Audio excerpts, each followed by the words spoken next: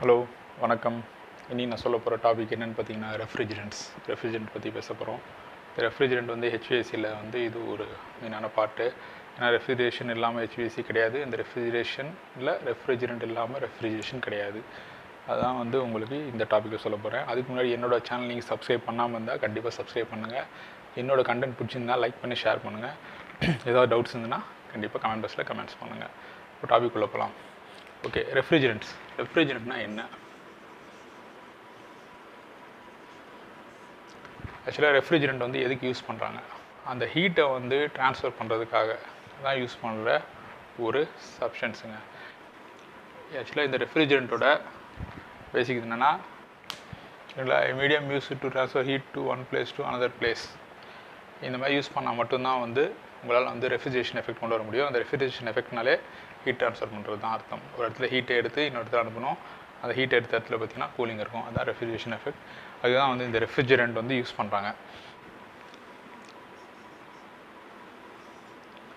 நார்மலாக synthetic ரெஃப்ரிஜரண்ட்னா ஃபியான் case, ஓகேங்களா? இந்த ஃபியான் கேஸ் தான் வந்து சிந்தட்டிக் ரெஃப்ரிஜரண்ட்டாக யூஸ் பண்ணுறாங்க. இந்த ஆர்ன்னு தான் வந்து எல்லாத்தையுமே வந்து ரெப்ரசன்ட் பண்ணுவாங்க. R11, R12, R32, R22, R140, 134A இந்த மாதிரி தான் வந்து ரெப்ரசன்ட் பண்ணுவாங்க. R இஸ் ரெஃப்ரிஜரண்ட், 11, 12ன்றது வந்து அதோட நம்பர் சிஸ்டம் வந்து யூஸ் பண்ணுறாங்க இந்த ரெஃப்ரிஜரண்ட்டில். இதில் நம்ம மெயினாக நம்ம தெரிஞ்சிக்க வேண்டிய விஷயங்கள் என்னென்னு பார்த்தீங்கன்னா, இந்த ரெஃப்ரிஜரண்ட்டை வந்து மூணாக பிரிச்சிருக்காங்க. இந்த மூணாக பிரித்ததில் பார்த்தீங்கன்னா ஃபஸ்ட்டு CFC கேஸ்ன்னு சொல்லுவாங்க. ரெண்டாவது வந்து HCFC கேஸ்ன்னு சொல்லுவாங்க. மூணாவது வந்து HFC கேஸ்ன்னு சொல்லுவாங்க. சரிங்களா? ஃபஸ்ட்டு வந்து CFCனா ஒன்றும் இல்லைங்க, குளோரோஃப்ளோரோ கார்பன்ஸ்னு சொல்லுவாங்க. இதில் வந்து குளோரின் இருக்கும், ஃப்ளோரின் இருக்கும் அண்ட் கார்பன். அதே மாதிரி HCFCனா ஹைட்ரோ குளோரோஃப்ளோரோ கார்பன்ஸ்னு சொல்லுவாங்க. இது வந்து ஹைட்ரோ குளோரோஃப்ளோரோ கார்பன்ஸ். அடுத்து வந்து பார்த்திங்கன்னா HFC ஹைட்ரோ ஃப்ளோரோ கார்பன்ஸ். இந்த ரெண்டுத்தில் பார்த்திங்கன்னா குளோரின் கண்டிப்பாக இருக்கும். இந்த ரெண்டு கேஸுமே பார்த்திங்கன்னா வந்து உங்களுக்கு ரூல் அவுட் பண்ணிட்டாங்க. இதுக்கு முன்னாடி வந்து CFC கேஸ் தான் ஃபஸ்ட்டு யூஸ் பண்ணியிருந்தாங்க. இந்த CFCயோட எக்ஸாம்பிள்ஸ் பார்த்தீங்கன்னா R11, R12, R13, R113, R114 அந்த மாதிரி நிறைய கேஸ் இருக்குது.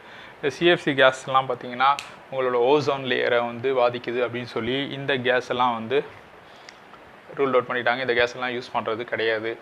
இந்த கேஸ்லாம் வந்து யூஸ் பண்ணாமல் இருக்கிறாங்க. அதுக்கு தான் வந்து ரீப்ளேஸ்மெண்ட்டாக வந்து சில கேஸஸ் எல்லாம் வந்திருக்கு. அதுக்கு பதிலாக தான் பார்த்திங்கன்னா இந்த சும்மா இது R12 எடுத்திங்கன்னா R134A வச்சு ரீப்ளேஸ் பண்ணியிருக்காங்க.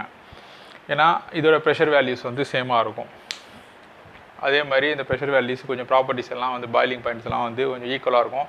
அதுக்காக தான் வந்து ரீப்ளேஸ் பண்ணியிருக்காங்க. அதே மாதிரி பார்த்திங்கன்னா HCFC ஹைட்ரோ குளோரோஃப்ளோரோ கார்பன்ஸ் சொல்லுவாங்க. இந்த HFC கேஸ் வந்து பார்த்திங்கன்னா R22 இதுலேயும் பார்த்திங்கன்னா நிறைய இருக்குது. உங்களுக்கு ரெஃப்ரிஜரேஷன் சார்ட் எடுத்து பார்த்தீங்கன்னா நிறைய இருக்கும். அது வந்து எல்லாமே ஞாபகம் வச்சுக்கோங்க. R22ன்ற கேஸ் வந்து ரெகுலராக யூஸ் பண்ணுற டொமஸ்டிக்கில் ஏர் கண்டிஷனிங்ஸ் அண்டு ஃப்ரிட்ஜஸில் யூஸ் பண்ணுற ரெகுலரான கேஸ் வந்து R22 யூஸ் பண்ணிட்டு இருக்காங்க. இப்போது அதுக்கும் வந்து நிறைய ரீப்ளேஸ்மெண்ட் வந்து ஆயிடுச்சு. ஏன்னா இந்த R22 வந்து 2020 நிப்பாட்டிட்டு போகிறாங்க. இது 1994, 1996 அந்த ரேஞ்சிலலாம் பார்த்திங்கன்னா இந்த CFC கேஸ் வந்து ஃபுல்லாகவே எலிமினேட் பண்ணிட்டாங்க. இப்போது இந்த R22 கேஸ் வந்து 2020 வந்து ஃபுல்லாகவே பேன் பண்ணிட்டாங்க. 2020 சேல் கூட நிப்பாட்டிடுவாங்க. இந்த R22க்காக தான் வந்து ரீப்ளேஸ்மெண்ட்டாக பார்த்தீங்கன்னா R407C, R404A இந்த மாதிரி கேஸ்லாம் வந்து R222க்கு பதிலாக வந்து ரீப்ளேஸ்மெண்ட் வந்து பண்ணியிருக்காங்க. இதுதான் வந்து CFC gas and HCFC gas. இந்த ரெண்டு கேஸுமே பார்த்திங்கன்னா இந்த ரெண்டு குரூப்போட கேஸ் வந்து எல்லாமே பேன் பண்ணிட்டாங்க. இப்போ எல்லாமே வந்து உங்களோட என்வாயன்மெண்ட்டை வந்து பாதிக்குது. சரிங்களா? அதே மாதிரி ஃபைனலாக சொல்லப்போனால் HFC கேஸ். இந்த HFC கேஸ் தான் வந்து இப்போதைக்கு வந்து நம்மளோட ஓசோன் லேயரை வந்து எந்த ஒரு பாதிப்பு இல்லாமல் என்வாயன்மெண்ட் பாதிப்பு இல்லாமல் வந்து இருக்கக்கூடிய கேஸஸ் பார்த்திங்கன்னா ஹெச்எஃப்சி கேஸ் தான். இந்த ஹெச்எஃப்சியில் தான் வந்து பார்த்திங்கன்னா R134A, R407C, R404A, R410 இந்த மாதிரி கேஸ்லாம் வந்து உங்களுக்கு ஹெச்எஃப்சி கேஸ்லாம் வருது. இப்போ எல்லா இண்டஸ்ட்ரீஸ்லேயும் பார்த்தீங்கன்னா சர்டிஃபிகேஷன் தராங்க. இந்த சர்டிஃபிகேஷன் வந்து உங்களோட கம்பெனியில் யூஸ் பண்ணுற வந்து சில்லர்ஸோ இல்லை ரெஃப்ரிஜரேஷன் சிஸ்டமோ வந்து பார்த்திங்கன்னா என்விரான்மெண்டலில் பாதிக்காமல் இருக்குது அப்படின்னு அவங்க வந்து ஆடிட் பண்ணி எல்லாமே பார்த்துட்டு உங்களுக்கு ஒரு சர்டிஃபிகேஷன் கொடுப்பாங்க. அந்த சர்டிஃபிகேஷன் வந்து குளோபலி வேலிடான சர்டிஃபிகேஷன். உங்களுக்கு வந்து என்விரான்மெண்டல் ஃப்ரெண்ட்லி அப்படின்னு சொல்லி உங்களுக்கு ஒரு சர்டிஃபிகேட் கொடுப்பாங்க. அது வந்து நிறைய இண்டஸ்ட்ரீஸ்க்கு வந்து தேவையான ஒரு சர்டிஃபிகேட். இந்த மாதிரி R134A இதெல்லாம் பார்த்திங்கன்னா உங்களுக்கு என்விரான்மெண்டலில் பாதிக்காத கேஸ். இப்போல்லாம் எல்லா சிஸ்டம் சில்லர் சிஸ்டம்ஸ்லேயும் அதே மாதிரி R32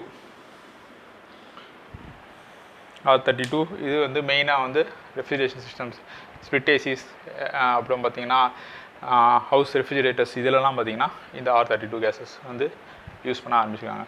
இது வந்து பேசிக்காக ரெஃப்ரிஜரண்ட்ஸோட கான்செப்ட்ஸ் இந்த 3 தாங்க. CFC, HCFC, HFC gases. இந்த சிஎஃப்சி, ஹெச்சிஎஃப்சி வந்து ரூல்ட் அவுட் பண்ணிட்டாங்க. இதுக்கு மேலே இந்த கேஸ் வந்து யூஸ் பண்ணக்கூடாது. குளோபல் வார்மிங் சொல்லுவாங்க. நம்ம என்வாயன்மெண்ட் வந்து ரொம்ப பாதிக்குது அப்படின்னு சொல்லி அந்த ஹெச்எஃப்சி கேஸ் தான் இப்போ இருக்கிறதுலே வந்து எல்லா சில்லர்ஸ்லேயும் பார்த்தீங்கன்னா எல்லா கூலர்ஸ்லேயும் இல்லை ரெஃப்ரிஜரேஷன் ஹெச்எஃப்சி கேஸ் தான் வந்து எல்லாமே ரீப்ளேஸ்மெண்ட் பண்ணி யூஸ் பண்ணியிருக்காங்க. இப்போது புதுசாக வர சிஸ்டம்ஸில் கூட பார்த்திங்கன்னா ஹெச்எஃப்சி கேஸ் தான் வந்துட்டுருக்கு. இதுதான் வந்து ஒரு பேசிக்ஸ். இப்போது இதில் நம்ம முக்கியமாக இன்னொன்று நம்ம தெரிஞ்சுக்க வேண்டிய ஒரு விஷயம் என்னென்னு பார்த்திங்கன்னா, இது வந்து கண்டிப்பாக வந்து பேசிக்காக தெரிஞ்சுக்க வேண்டிய விஷயம். ரெஃப்ரிஜரண்ட் அப்படின்னு சொன்னாலே ODP, GWP இப்படின்னு 2 டேர்ம்ஸ் யூஸ் பண்ணுவாங்க. இந்த டேர்ம்ஸ் என்னன்னு பார்த்தீங்கன்னா, ஒன்று வந்து ஓசோன் டெப்ளிஷன் பொட்டன்ஷியல்னு சொல்லுவாங்க. அடுத்து வந்து குளோபல் வார்மிங் பொட்டன்ஷியல். ஓடிபினா ஓசோன் டெப்ளிஷன் பொட்டன்ஷியல் அண்ட் ஜிடபிள்யூபினா குளோபல் வார்மிங் பொட்டன்ஷியல். இதை பற்றி நம்ம பேசிக்காக வந்து ரெஃப்ரிஜரண்ட் பற்றி தெரிஞ்சுக்கணும். ஏன்னா இந்த ஓடிபிக்கு ஜிடபிள்யூபிக்கு சில வேல்யூஸ் கொடுத்துருப்பாங்க, ரேட்டிங் மாதிரி. இந்த ஓடிபிலாம் பார்த்தீங்கன்னா 0.02லேருந்து 0.005 0.05 அப்படின்னு இந்த வேல்யூலாம் கொடுத்துருப்பாங்க. அதே மாதிரி குளோபல் வார்மிங் பொட்டன்ஷியலுக்கு பார்த்தீங்கன்னா 500, 1500, 2500 அந்த மாதிரி ஒரு கேஸுக்கும் ஒரு வேல்யூ இருக்கும். அந்த வேல்யூஸ் பேஸ் பண்ணி தான் வந்து இதோட எஃபெக்ட் எப்படி இருக்குது குளோபல் இது அப்படின்னு சொல்லி நம்ம வந்து இந்த ரேட்டிங்கை வந்து கணக்கெடுக்கிறாங்க. இதெல்லாம் வந்து டிசைன் பேராமீட்டர்ஸில் வந்து உங்களோட சில்லரோ இல்லை கூலரோ டிசைன் பண்ணும்போது கண்டிப்பாக இதெல்லாம் வந்து பேஸ் பண்ணி தான் வந்து டிசைன் பண்ணுவாங்க. சரிங்களா? இந்த ஓடிபி வேல்யூ, ஜிடபிள்யூபி வேல்யூ பற்றி நீங்கள் நிறைய விஷயங்கள் வந்து நெட்டில் பார்த்து தெரிஞ்சுக்கலாம். ஆனால் இது வந்து ஓடிபினா என்னன்னு கேட்பாங்க. ஓசோன் டெப்ளிஷன் பொட்டன்ஷியல் இது வந்து ஹையர் வேல்யூவாக இருந்ததுன்னா கண்டிப்பாக வந்து ஓசோன் லேயரை வந்து பாதிக்கும் அப்படின்னு அர்த்தம். குளோபல் வார்மிங் பொட்டன்ஷியல் அப்படின்னு சொன்னீங்கன்னா இதோட வேல்யூஸ் பார்த்தீங்கன்னா 1500, 2000 அந்த மாதிரி ஒரு கேஸ்க்கு ஒரு இதாக இருக்கும். இது வந்து எவ்வளோக்கு அதிகமாக இருக்கோ அவ்வளோக்கு வந்து வேல்யூ வந்து யூஸ் பண்ணலாம், கேஸ் யூஸ் பண்ணலாம் அப்படின்னு சொல்லி. நார்மலாக வந்து பார்த்திங்கன்னா ammonia R134A, R407C, R32, R404A இந்த மாதிரி கேஸ் எல்லாம் பார்த்திங்கன்னா 0 இருக்குங்க.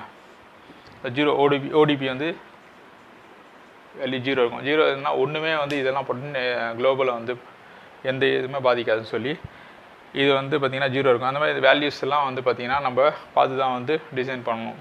அதனால் கண்டிப்பாக வந்து இந்த ஓடிபி, ஜிடபிள்யூபி அப்படின்றத வந்து நீங்கள் தெரிஞ்சு வச்சுக்க வேண்டிய விஷயம். அடுத்தது மெயினாக ரெஃப்ரிஜரண்ட்டில் நம்ம தெரிஞ்சுக்க வேண்டிய விஷயம் வந்து பார்த்திங்கன்னா அதோட ப்ரெஷர்ஸ். நார்மலாக வந்து ரெஃப்ரிஜரேஷன் ப்ரெஷர்ஸ் பார்த்திங்கன்னா எல்லா கேஸும் சேமாக இருக்காது. எல்லா ரெஃப்ரிஜரண்ட் கேஸும் சேமாக இருக்காது. இப்போ R22 யூஸ் பண்ணுற இடத்துல R32 யூஸ் பண்ணிங்கன்னா உங்களுக்கு வந்து நல்லாயிருக்கும் அப்படின்னு நான் நினைக்க முடியாது. Based on the pressures. R22 பேசிக்காக வந்து இப்போ இருக்கிற ஸ்பிளிட் ஏசிஸில் பார்த்திங்கன்னா சக்ஷன் ப்ரெஷர் 60 PSI இருந்ததுன்னா R32லாம் பார்த்திங்கன்னா 110 PSI இருக்கும். 110 PSI தான் வைக்க முடியும். அதனால் வந்து ஏன்னா அதோட பாயிலிங் பாயிண்ட் சேஞ்சிங், எல்லாத்தோட ரெஃப்ரிஜரண்ட் பாயிலிங் பாயிண்ட்ஸ் பார்த்திங்கன்னா டிஃப்ரெண்ட் ஆகும். அது பேஸ் பண்ணி தான் வந்து ப்ரெஷர் வந்து உங்களுக்கு வேரி ஆகும். அதனால் எல்லாத்தோட ப்ரெஷர்ஸும் சேமாக இருக்காது. அதே மாதிரி ஒரு ரெஃப்ரிஜரேட்டர் யூஸ் பண்ணுற இடத்துல இன்னொரு ரெஃப்ரிஜரேட்டர் டேரெக்டாக யூஸ் பண்ண முடியாது. அதுக்கு அதே மாதிரி ஹேண்ட்லிங், பேசிக் ஹேண்ட்லிங்னு பார்த்தீங்கன்னா இந்த ரெஃப்ரிஜரேட்டருக்கு பார்த்தீங்கன்னா எல்லா ரெஃப்ரிஜரேட்டருக்கும் ஒரு கலர் கோடிங் இருக்குது. நீங்கள் வந்து கம்பெனியில் இண்டஸ்ட்ரீஸில் வந்து ரெஃப்ரிஜரேட்டரை வாங்கி வைக்கிறீங்க, இது தேவைப்படுறப்போ வாங்கி வைக்கிறீங்கன்னா அதுக்கேற்ற மாதிரி கலர் சிலிண்டர்ஸ் தான் நீங்கள் வாங்கி யூஸ் பண்ணணும். அந்த எல்லா சிலிண்டரும் பார்த்தீங்கன்னா சர்டிஃபைடு அண்ட் லைசன்ஸ்டாக இருக்கணும். எல்லாம் சர்டிஃபிகேட் பண்ணி அந்த சிலிண்டர்ஸ் மட்டும்தான் நீங்கள் யூஸ் பண்ணணும். அதில் வந்து அதுக்கேற்ற கேஸ் மட்டும்தான் போடணும். இப்போ சப்போஸ் R22 R134க்கு வந்து லைட் ப்ளூ கலரில் வந்து சிலிண்டர் இருக்கும். நீங்கள் அதில் போய் R22 போய் ஃபில் பண்ணி வச்சிங்க, நாளைக்கு வந்து தெரியாமல் வந்து எப்போவுமே சரி கேஸை வந்து டைரெக்டாக நம்மளால் வந்து கண்டுபிடிக்க முடியாது. ஏன்னா கேஸ் வந்து கலர்லெஸ் அண்ட் ஆர்டர்லெஸ், ஸ்மெல் இருக்காது, கலர் இருக்காது. அதனால் பார்த்தோன்னே கண்டுபிடிக்க முடியாது. அது வந்து சிலிண்டரோட கலர்ஸை பேஸ் பண்ணி தான் வந்து யூஸ் பண்ணுவாங்க. அதனால் நீங்கள் சிலிண்டர்ஸை யூஸ் பண்ணும்போது கண்டிப்பாக colour coding must and should. நீங்கள் வந்து 1க்கு 2 தடவை ரெஃபர் பண்ணுங்கள். டேபிள்ஸ் நிறைய இருக்குது, நிறைய ஆஷ்ரேயோட ரெஃபரன்ஸ் புக்ஸில் நிறைய இருக்குது. ரெஃப்ரிஜரண்ட்டுக்கு கண்டிப்பாக ஒரு கலர் டேபிள்ஸ், கலர் இது இருக்குது, கலர் கோடிங் இருக்குது. அந்த கலர் கோடிங் சிலிண்டர்ஸ்லாம் வந்து நீங்கள் ஸ்டோர் பண்ணணும். சரிங்களா? அதே மாதிரி அந்த சிலிண்டர்ஸுக்கு சர்டிஃபிகேஷன் கண்டிப்பாக வாங்கியிருக்கணும். இதுதான் வந்து ரெஃப்ரிஜரண்ட்டோட பேசிக் திங்ஸ். இதெல்லாம் நம்ம வந்து தெரிஞ்சு வச்சுக்கணும். இந்த ரெஃப்ரிஜரண்ட்டை வந்து யூஸ் பண்ணப்போ கேர் வித் ஹேண்டில். ஏன்னா கண்ணுக்கு தெரியாத கேஸ்னால ப்ரெஷரைஸ்டாக இருக்கும், ப்ளஸ் வந்து கண்ணில் பண்ணால் ரொம்ப இரிட்டேஷனாக இருக்கும்.